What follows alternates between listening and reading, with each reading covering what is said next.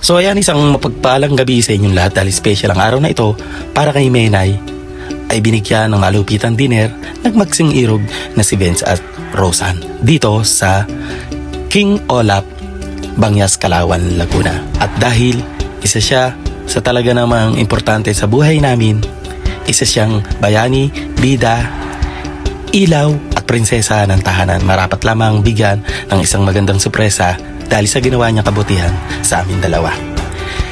Tara na dito sa King Olap, located at Bangyas, Calauan, Laguna.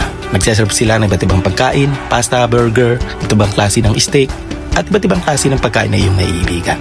Kaya mga kapadyak, mga ka-viewers, mga ka-food lovers, tara na at ating pasyalan ang King Olap dito sa Bangyas, Calauan, Laguna. At syempre, isang mahalagang araw na ito para sa aming prinsesa at ilaw ng tahanan, walang iba kundi ang aming bayani, bida at talaga namang prinsesa sa aming tahanan. Walang iba kundi ang aming ilaw ng tahanan na si Menay. Kaya mga kapadyak, mga viewers, marapat lamang bigyan ng malupitan dinner ang aming prinsesa ng tahanan. Walang iba kundi si Menay.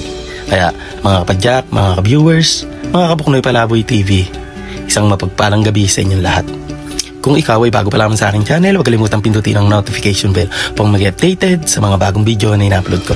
Kaya guys, don't forget to like, share, and subscribe Puknoy Palaboy TV. At syempre, don't forget to follow Derhel Di Castro on my Facebook account.